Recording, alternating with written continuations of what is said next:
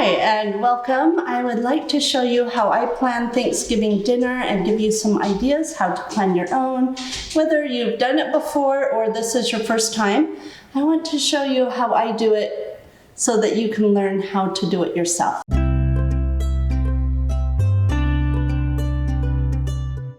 Very first, you want to find out who's coming, so make a list of who you think might come or who you want to invite, and contact them a few weeks ahead of time and see who's coming, see who's not. If there's a few extra people added at the last minute, that won't be a big deal, but you want to find out how many people because it will determine how big of a turkey you have, how many rolls you'll need, and etc. So after you've done that, write out your list of who exactly is coming. Then you want to figure out what foods you want. Our family, we have traditional food, so I pretty much know exactly what we are going to have. And it's always smart to keep that list for the next year or the next time that you have Thanksgiving at your home. That way you can pull it out and you won't be missing anything. He has to join us up here. Okay, so what you want to do is write out your menu, and then you want to figure out, are you going to assign people food or are you going to provide everything yourself? I would encourage you to assign people food. It will make it so it's not as stressful for you. Maybe you take the big things like turkey and mashed potatoes, something like that.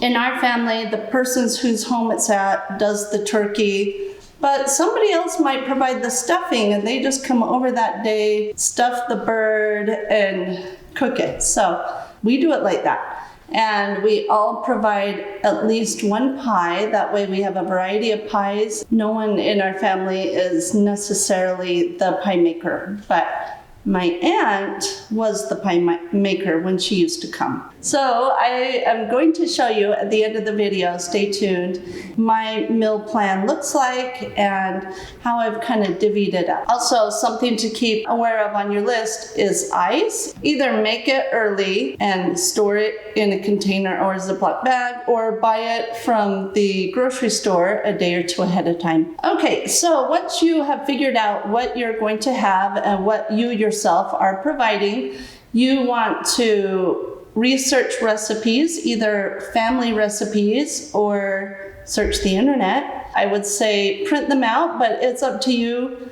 But have them in front of you, go over it, make sure you read the comments. Any kind of advice that people have put in the comments is helpful. You want to write out a list, a grocery list off of that.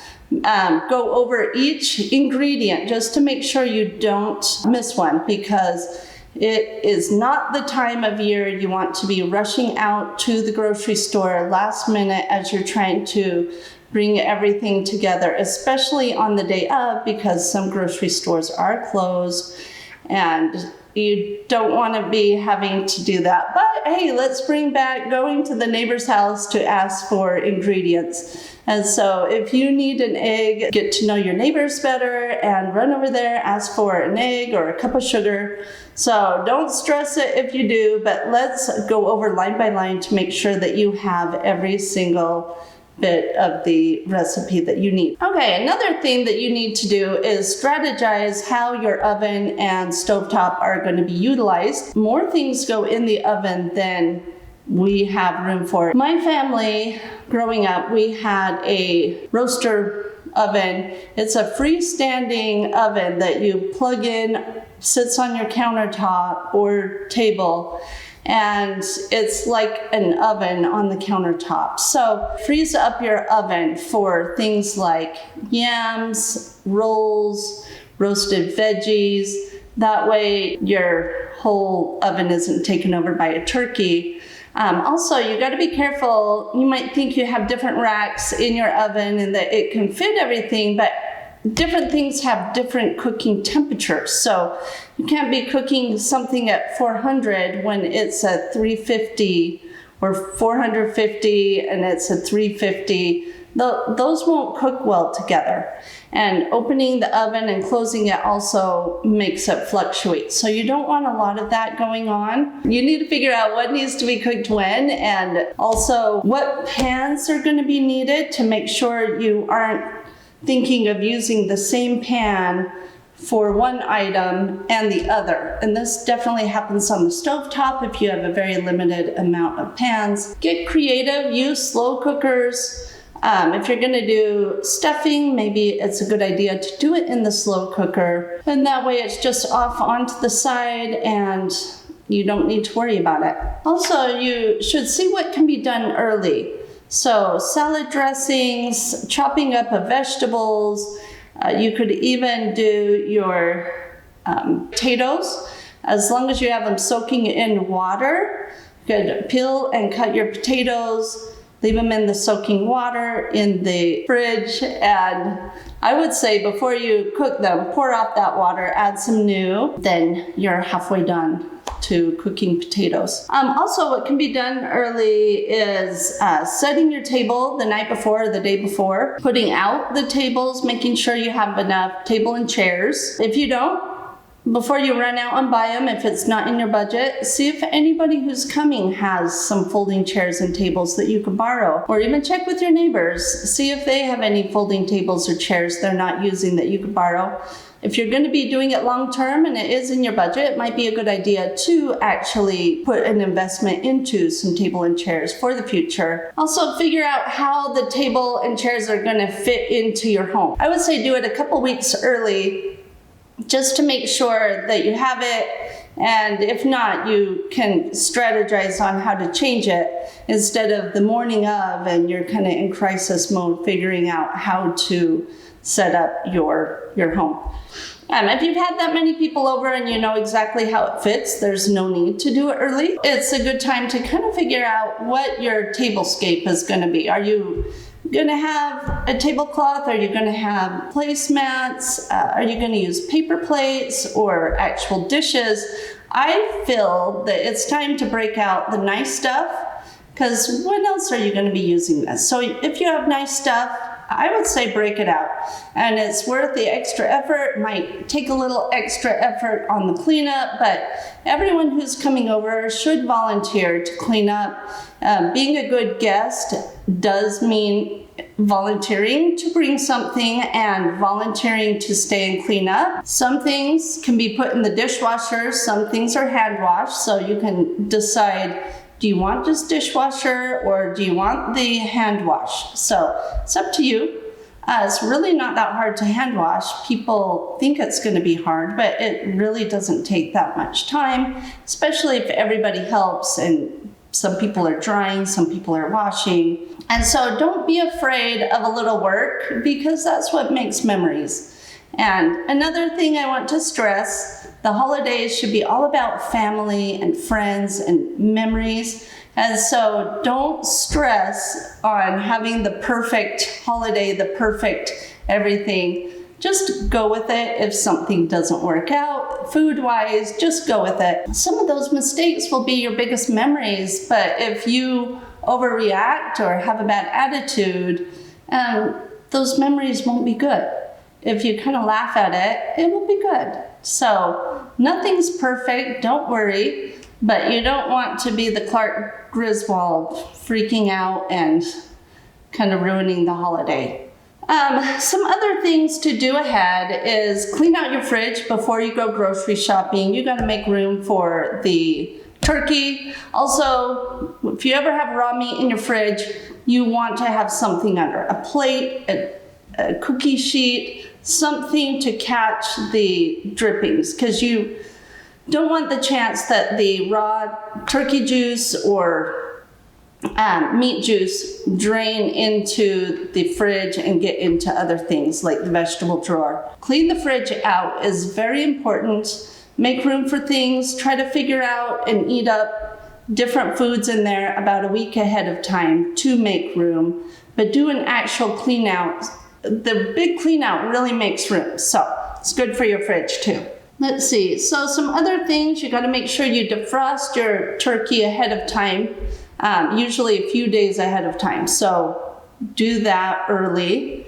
And another thing you can do early is make the cranberry sauce, store it in the fridge in an airtight container.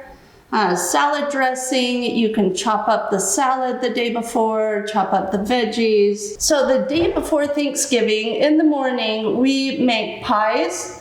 And whoever wants to come to somebody's home, usually not the person throwing Thanksgiving, that way it doesn't make them have a huge cleanup job the day before. So usually somebody volunteers and we make pies a day ahead. So this is good, that way pies are out of the way. Usually that evening, I make the rolls and I store them in the fridge. But I also usually have a lot going on in the fridge, and so it's cold where I'm at. You have to refrigerate overnight, so I will put them in the car and it will just refrigerate it overnight. Make sure the temperature isn't too warm in your area for that. That way, in the morning, I will get them out, roll them out, and let them start rising. And so I do that the night before.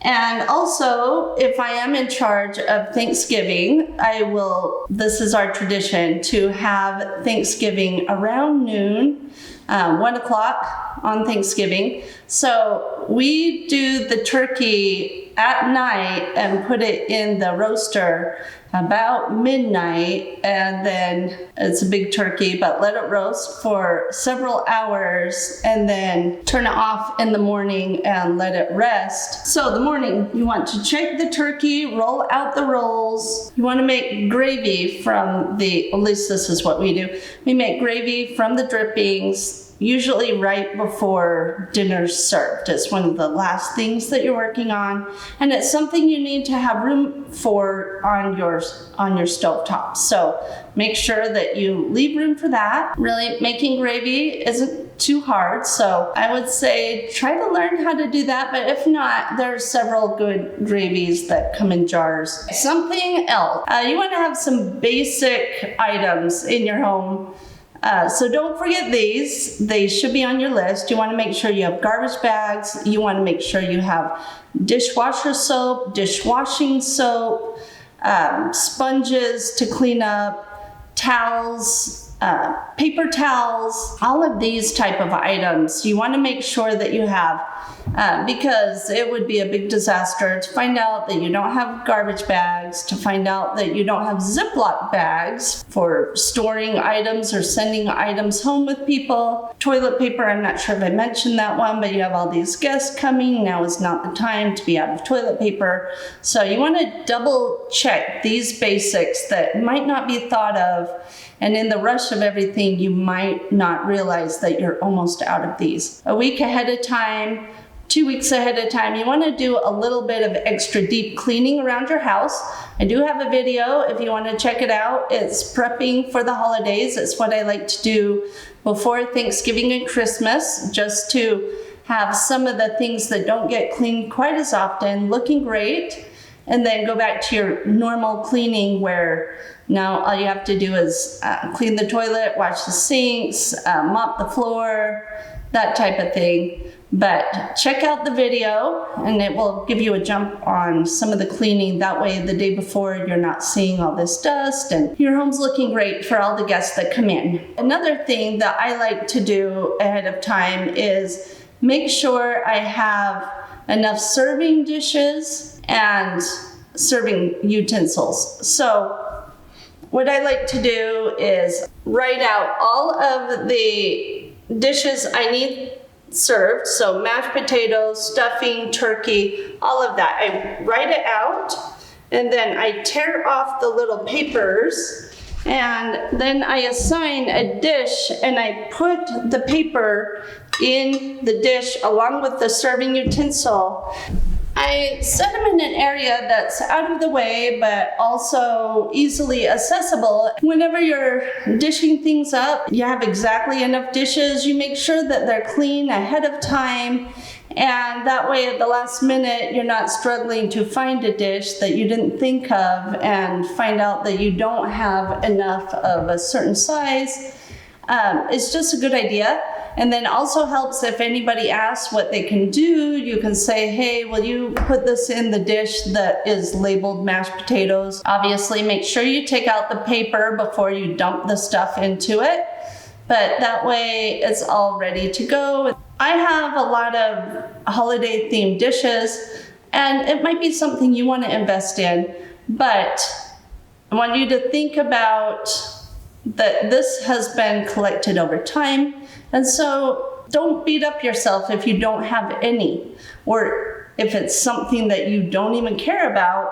I feel be yourself. Just do what you like. But if it is something you want to invest in, do one thing at a time, or go the day after Thanksgiving and buy some things that are on discount now for next year. An option, if you don't have enough and you can't afford to buy them or don't want to buy them right now, is who's ever bringing the item, you could ask them to bring it in their serving dish with the serving utensil. I would love it if you let me know what you do for your holidays, and let me know if there's anything you heard me say that you didn't think of, or anything that you can think of that could help me improve. So let me know. Thank you so much for watching, and happy Thanksgiving.